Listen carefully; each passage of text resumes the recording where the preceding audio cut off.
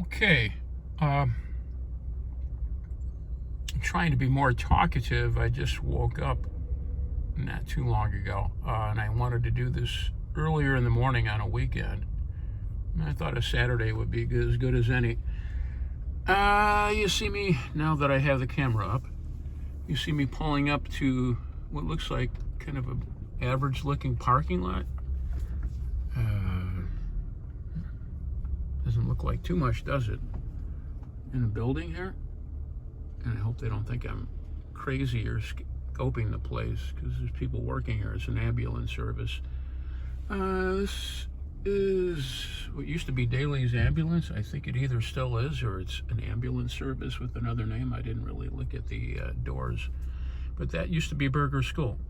So what I'm going to show you in the next 5 minutes or so is what used to be Berger and what is Vandenburg, and a few other buildings that are still here that were here when the two schools both existed. So this is exactly where Berger School was. Literally, this was it. The holy grounds, if you want to call it that. A Berger School that I went to for 4th, 5th, and 6th grade. There was one 3rd grade classroom during the baby boom in the lower level. One of the newer addition classrooms they built in the mid-1950s, along with the offices. So, as you see here, this is where we all went to school for 3 years. It seemed like a lot longer period of time, but then again, a third of our life was 3 years.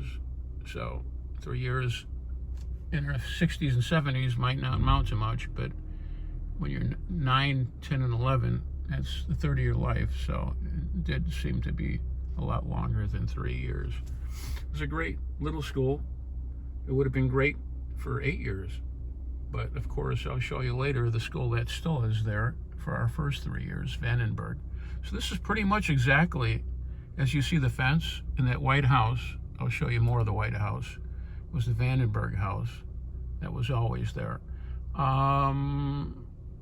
So this is exactly the property. Pretty much the ambulance service bought the property and platted it exactly on the lines of the school. So you can see the lines of the school pretty much go right to that fence where the playground equipment was in that parking lot. The school is where the building was pretty much.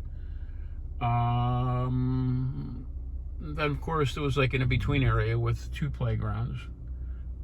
Vandenburg had its own playground. Berger, they were older kids, so I don't think they had swings, but I think we had monkey bars and a few other things. But more, I think we were more into playing ball on the walls or just running around. We were a little too old to play on playground equipment. So our recess was more just hanging around, farting around, sort of like a coffee break for adults by the time we were in 4th, 5th, and 6th grade, where you saw the kids squealing, and they seemed like they were 15 years younger than us. When you'd look down at Vandenburg, kind of looked like you were looking at your own kids or something.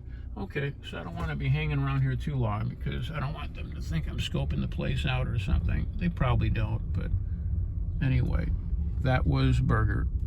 I mean, I could just go on and on and on about the school, about the great gym teachers and very pleasant classes. The school never really lasted that long.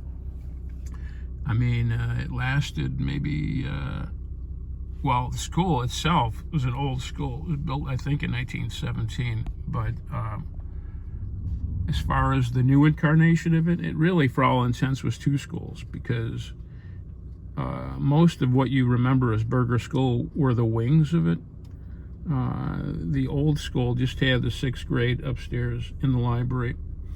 But years before that, that was all the grades, because there was no Vandenburg.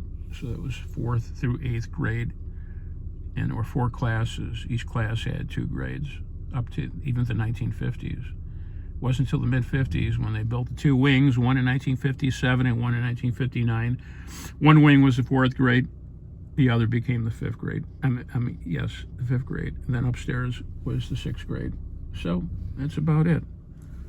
I'm going to move on to Vandenburg, and I'll show you Vandenburg. We'll see how that looks. So anyway, That was where we walked to Kells. At least I did in my era, for lunch. And we had a very good time eating at Kells. We got free comic books and such. And it wasn't really that far of a walk. We'd only had to cross Woodlawn, so that was nice. I don't like that people think I'm goofy by videoing, but then again, I think they'll live with it. I really am shocked at the state of the potholes in Dolton and the speed bumps. That's why I sometimes swear in my videos. It really is maddening to go over all these. You see two more huge speed bumps. These homes were all here when we were going to school. Okay, here's Vandenburg. I thought I was going to have like this whole brilliant soliloquy about going to school in both of these schools, but I don't. Maybe I just don't have it in me today or something. But anyway, this is Vandenburg. It's still here. Looks like it's substantially remodeled. It's kind of like George Washington's axe. You can see Lorimer across the street. Like George Washington's axe, it still is based on the same lines, but I see the early 60s, late 50s blue plasticky fiberglass looking thing is all new. The windows are all new, the same lines. But anyway, you can't see it, but that would be my third grade class at the end, Mrs. Hartung's class. And I don't remember. Second grade was upstairs on the other side. First grade was upstairs on the other side for me. But I believe that they were all first grade classes when we were going to school in second grade on the bottom. Okay, let me spin around a little bit. So, I don't know, what can I say about Vandenburg? It was built in 1961, and it was a very solid, beautiful school. Teachers were hardworking. Couldn't have done a better job. Diekman and Caroline Sibley were built exactly on the same blueprint and lines, exactly. So, to some extent, was Thornridge. The old Thornridge from 1960, because they were all built in the same era. So, there's Vandenburg School. And then people are pulling up. I don't know why. Because it's Dolton. I don't know why about a lot of things. It's kind of a strange area now. So you just don't know. Even at 6, 8 in the morning, as you can see the time in my car here, pretty early. I don't come out here unless it's really early on weekends. There's your Lorimer Church. And I'll show you how I walk back home, because most of you walk back home the same way. We came home twice. Well, let me drive around the front first. The front of Vandenburg. You see the entrance. So there's our entrance and our playground.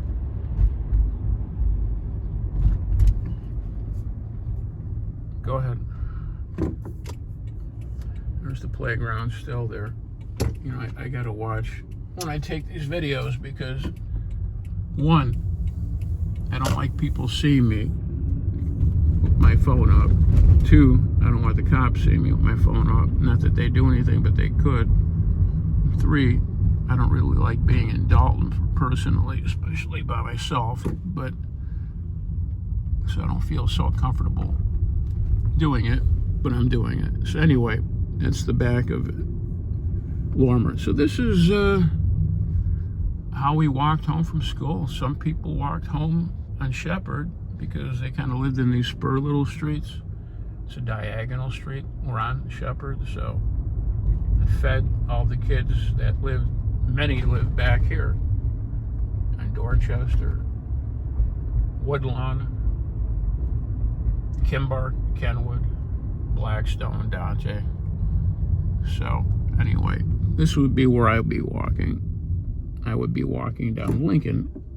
I come down one block, half a block, down Woodlawn to Shepherd, and And this little street here where I'm walking, I'm sure, I don't know how many school days are in a year, but probably at least 150, so maybe 700, 850 times.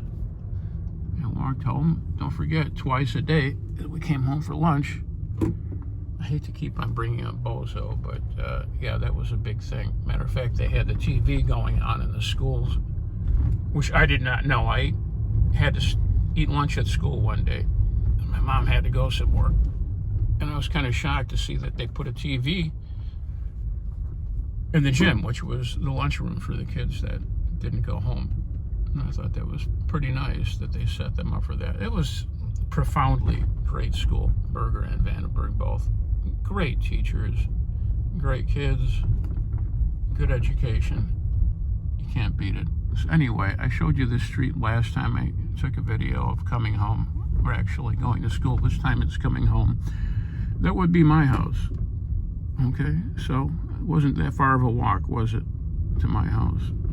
With potholes for days. My God, there's so many of them, but I won't swear this time, I promise you. Okay, so I'll go this way because I think I showed, well, a University Block Club. How cool is that? I don't think I showed everybody some of the homes through here. So this would be going down University, Costello's, Patzer's house. Hoyles, the Radziks, but I didn't know a whole lot more people around here, but they were nice. Everybody had a substantial room because homes in those days were not that big. First of all, it was very impressive just to have a home back then. Most people came here from the city in the 1950s and grew up in apartments. Oh, look at this is the condition, I hate to say it, of a lot of Dolton. Look at those weeds. Oh my goodness. That is nasty. There's the Wilborn's house. Yeah, I knew a few people around here. Yeah, look at the weeds on that. Yeah, it's pretty rough around here. I know sometimes in the videos they say, well, it doesn't look too bad. It looks bad, believe me. I'm here. It's not good. Okay. There's the Bowen's house, I think. Yep. Now the Bowen's house is coming up. Nobody cuts the grass around here. That's the Bowen's house. That's Sharon's house, my cousin's. My Busha used to live there, and there's the Bowen's house next door to them right there. I would say every other house has weeds profusely growing out. Apparently the rentals aren't even paying to cut the grass, because this is like the 7th house on just this side of the block that looks like this. It's really bad out here. I mean, I'm not gonna, well, I gotta watch my nomenclature here. But yeah, it's pretty bad. Let's put it this way, it's amazing to see somebody somebody's lawn cut nice. I'll drive past here, I'll just kind of show you. This is typically what the grass looks like in a lot of the houses. I mean, what is that? On both sides. That side too. And that's an indication entirely of a neighborhood. It's really lost its way. Can I be kind? It's pretty rough. A few people here and there that seem to be taking care of business, but yeah, it's pretty bad. Okay, so this is I think Dobson, and then kind of ad hoc, just driving around wherever I'm driving around here. Okay, and you see some areas. This is the dead end of Dobson, if anybody remembers that the Candy Cane Park was at the end of that street. Sometimes they put a log there. Now they have a guardrail. There's the witch's house, is still there. The Clark house. Boy, that is still a big old house, wasn't it? Very impressive big old house. It's literally falling apart. Gray Garden, it's already in Gray Gardens mode. It's shot. There's the Matthews house. I'm sure Georgia and Iris and Her sisters are watching. Let's see, where should I go? Ellis? I guess so. I'll go down Ellis. I don't know where. I'm just kind of making this up as I go along here. Okay, we'll go past a few homes around here. Now, I don't remember which of these was the Martell house. That's it. Okay, Ron, I remember when you lived there. And I slept over a couple times. We used to play hockey in the streets. It's the Martell's first house before California. 14434. Definitely remember that. Okay. So, more speed bumps. Boy, am I glad I'm doing this at 8:30 in the morning. It's really the only time to come out here. Well, I see one of those mean dogs. I forget the breed. They look cute, but they're as mean as pit bulls. I forget IKEA or something like that. But he's walking around with no leashes. So anyway, let's go down Ingleside. And I'll come back.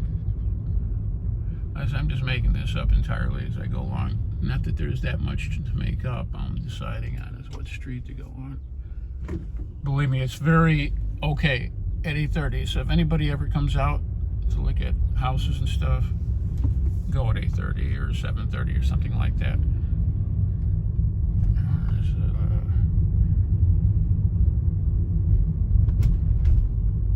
Somebody looks like she doesn't know why she's here either, walking around.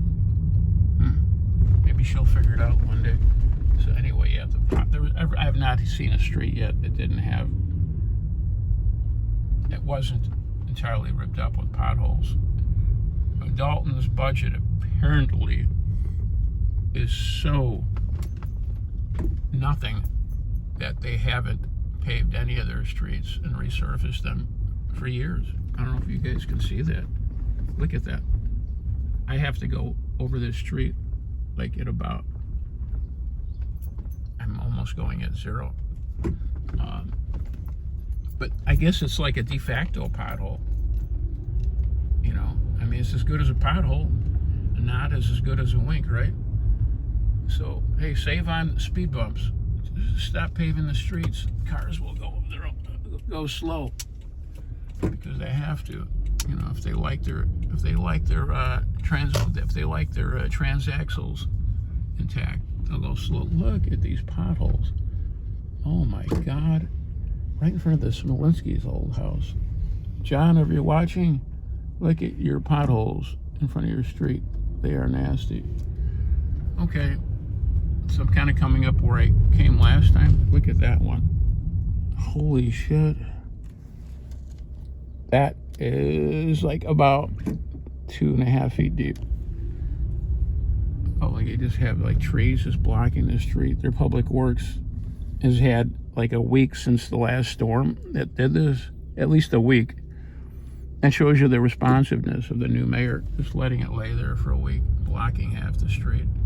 I hate to be sardonic or crabby, but you know, when you see this, you'd be like that too. It's pretty sad. All right, one last view of Candy Cane Park. And I'll come back, I guess, down Woodlawn. I can only do so many of these. I keep on saying I'm going to do the last one. I might do 2 more before the year's out, and that's it. I never come out here any more than anyone does living in Hawaii or Colorado. I don't like doing it because people see me like as a cop or something because I'm driving around holding my phone up. I'd probably think the same things. I don't really, just the practicalities of doing this, I really don't. Even if it's 8:30, I don't really like doing it. But yeah, this might be it too. This might be it too. This could be the last one. It's not earth-shattering as the last one, but no, I don't particularly like doing it. Here's my block again at my house. Let me get out. I got somebody following me. They're just going in my direction, but I don't want to have somebody right in back of me here. Okay, let's see if they turn so I can have some peace of mind. Yeah, they moved. Okay. There's a cat. Hi, cat, walking in by my old house. Yep, that's my old house, cat. And we never did have a cat in all our years in our old garage. garage. We used to have a basketball hoop on. And my old alley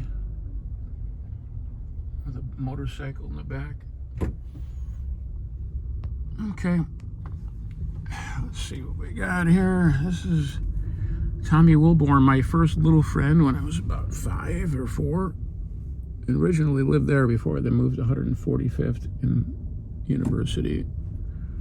Okay. Boy, this is really incredible information for you guys, isn't it?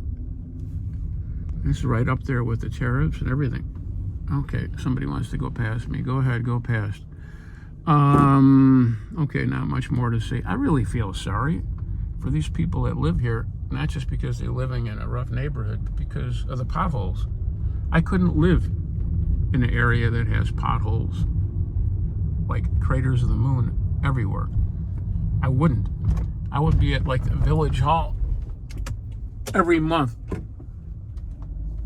with like about 50 people on my block, and they'd have it done. I would never put up with it, but that's what happens when you have so many rentals. People just don't have the power. Yeah, that's kind of the state of Dolton. When people say Dolton's pretty good, well, that's your Dolton right there. So no, it's not pretty good. It's pretty fried, folks. Okay, let's I guess drive a little bit. I'm going back out of here. So we'll take a last spin down Woodlawn. And the reason I remember this house is we walk past it every day going to school. So really kind of unusual. Kind of a triangular lot. Pop Staples' house was down there from the Staple Singers. I forgot to mention that driving past. Yeah, that was the guy who raised his daughter Mavis and wrote those songs, I'll Take You There and Respect Yourself and all this stuff. This guy is going to blow a green light, a red light. You don't know. See, around here, somebody could just blow a light and run right into you. You just don't know what's going on. The only time you'll get any semblance of civil normality is when nobody's out, or hardly anybody's out, like at around 8:30 in the morning or 7. And again, the package